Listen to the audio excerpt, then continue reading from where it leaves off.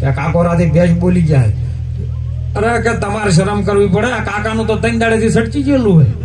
મગજ કોઈ કોમ હાલતું નહીં. શું બોલે રાતના દાડે શું બોલે કોઈને ખબર રહેતી. કે કાકા સાચું કે અંબો, કે કાકા તો મારી મારીને તોડી નાખશે કે અંબો. પેલો કે ના પોલીસ ફરિયાદ કરો. પોલીસ આવી તાકડા તાકડે. પોલીસ કે કાકા હળો જેલમાં હોય એને બોલ્યા છો તમે આલોચમ ના વાયદો. કાકો કે અંબો એટલે વણિયા ભાઈએ પોલીસ ખાતાને કીધું કે સાહેબ આનું મગજ સટકી ગયેલું. આ તો ચિયા ટેમે તમને અંબો કહે. પોલીસ વાળા જતા રહ્યા. પેલા લોકો જતા રહ્યા રંબા વાળા. વણિયા ભાઈ નો વારો આવ્યો કે આપણે 80,000 ની ભેંસ બચાવવાની હતી, એમાં 1000 રૂપિયા કરેલા હતા. આપણે આ બચાવું ખરો પણ 1000 રૂપિયા મારી દક્ષિણા કરતો હોય. વણિયા ભાઈ એ કાકાને કીધું કાકા આપણે રાતનો જે બોલી કરી હતી એમાં 1000 રૂપિયા કે અંબો. એ તો તાર ગુરુ મહારાજ જોડે બધા હાલતો તા પ્રતિજ્ઞાઓ તો લઈ રહી છે, પણ ગુરુ મહારાજ જાણે વાયનું ભારે તાણે અંબો જ કરે. અને એટલા માટે મહાપુરુષો આપણને જગાડી રહ્યા છે. આવા તત્વજ્ઞાની સંતો સાહેબ આજે ભારત ભૂમિમાં પેલા તો 10,000 વર્ષ તપ કરવું પડતું, તાણે તમને એક સંત મળતા. અત્યારે તમે નાકામ જો તમારે જીવન સુધારવું હોય તો બીજું કશું ન કરે. તમારા સ્વરૂપનું જ્ઞાન, તમારું જીવન સુધારવું હોય, આ જીવનશૈલીને પરિવર્તનમાં લાવવું હોય તો મહાપુરુષોનો સંગ કરજો સાહેબ. બીજા કોઈનો સંગ કરવા જેવો નથી. અને એટલા માટે આ સંતો કહે છે, મહાપુરુષો કહે છે, કબીર સાહેબ જેવા કહે છે કે આ છે જમનું એમ પણ આપણે ભૂલા પડી ગયા છે.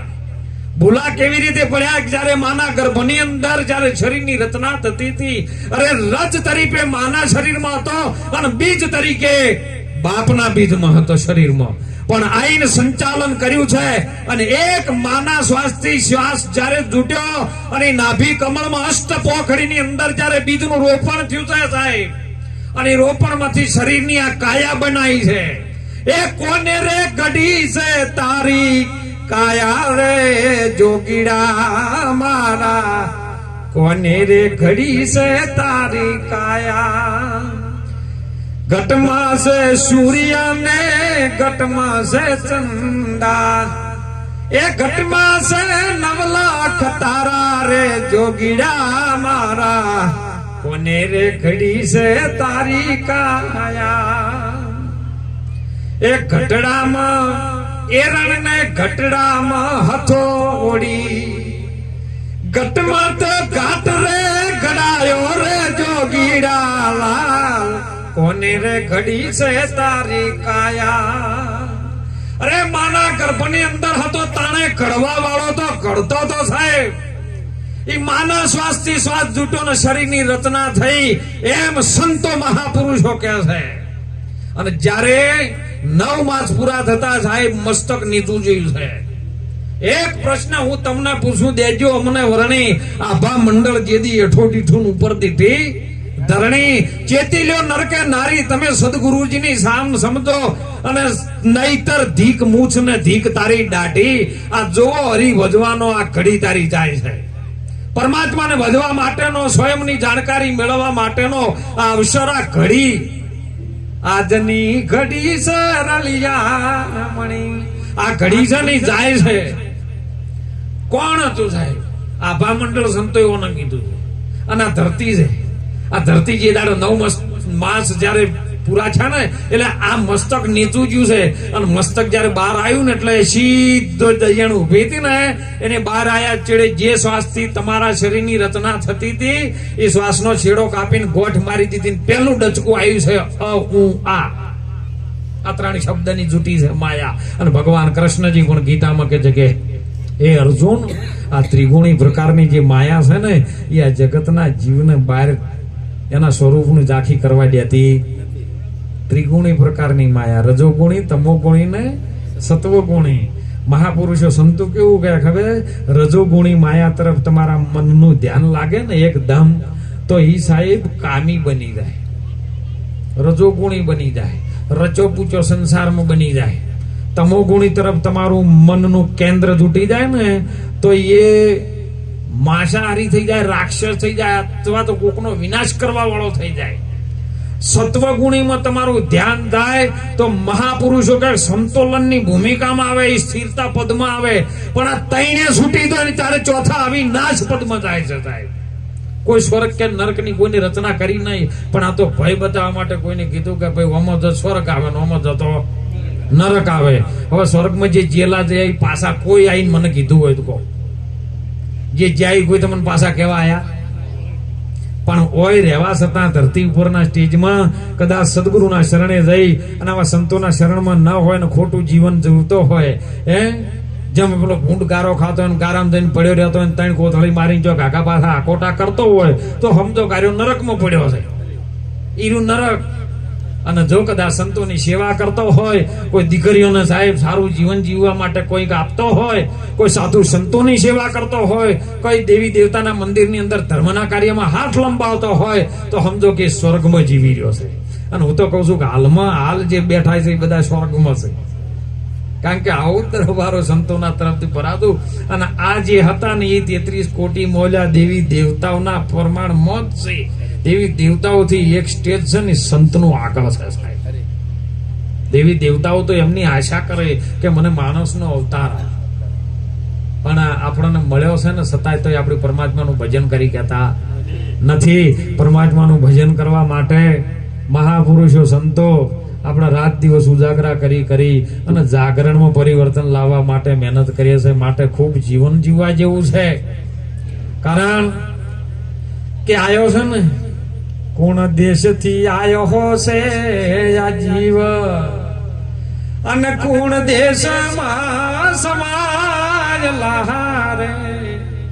એ સદગુરુ તમારા નોમ વિના, સાહેબ તમારી ભગતિ વિના, જલમ પસતા રે. ના ભીરે કમળથી અમે એ આવ્યા ને ત્રિકુટીમાં જઈને સમાય. ત્રિકુટીમાંથી આગળ એક શૂન્ય છે, અને શૂન્યના ઘરમાં સદગુરુની રમત છે સાહેબ. અને એ રમતની અંદર સદગુરુ મહારાજનો દેશ એવો છે સ્વયંવર. એ સખી સ્વયંવર સદગુરુજીના દેશમાં તેઓ પરણે છે શબ્દને સુરતા નાર.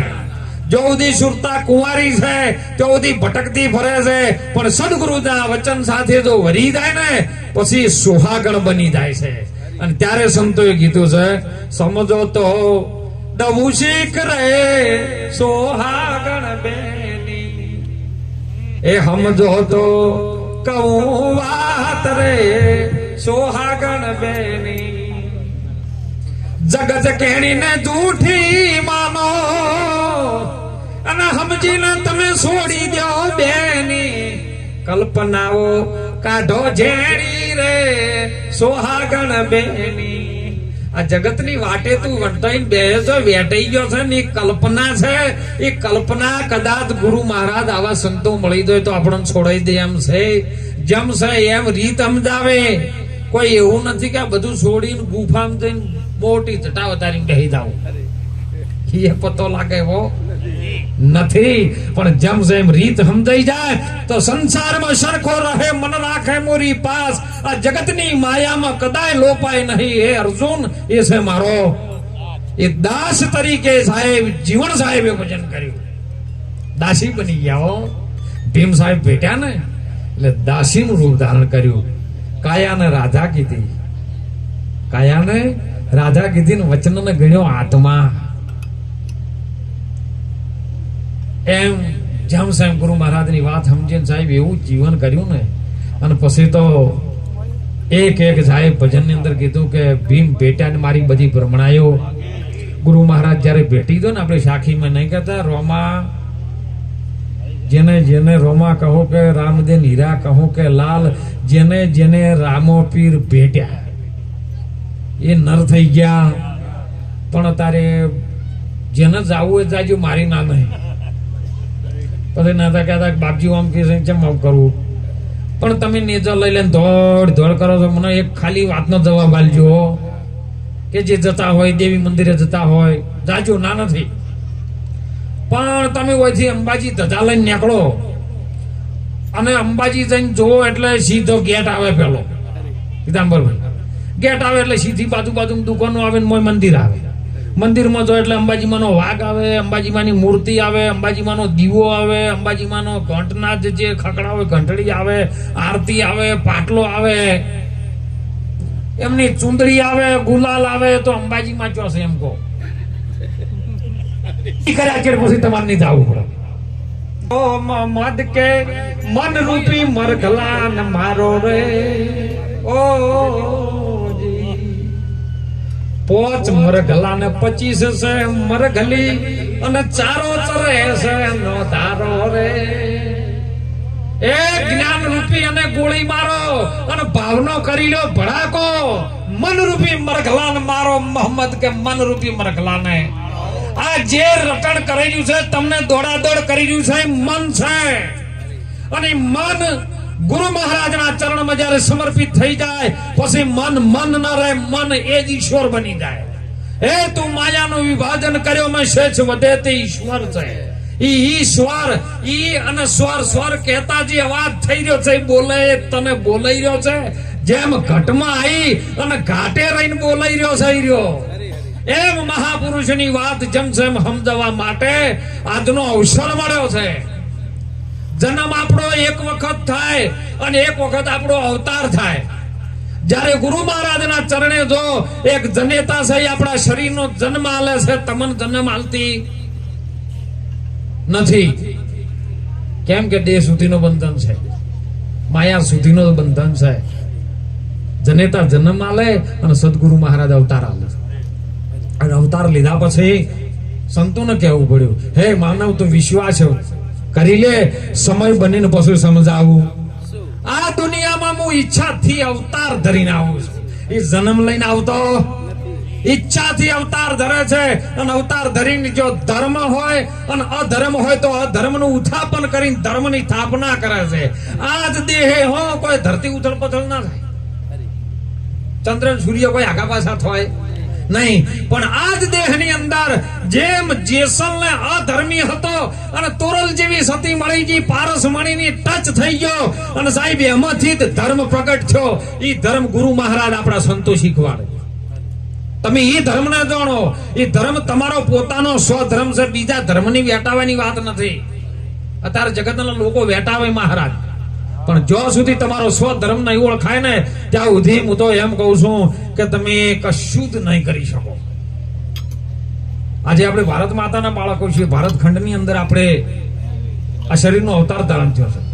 એમ મહાપુરુષોના સંતોના ટચમાં રહેજો સાહેબ. બીજું વિશેષ નહીં, કંઈક 10 મિનિટ ટાઈમ લ્યું કે હાલનો સમય છે ટેકનોલોજીનો યુવા.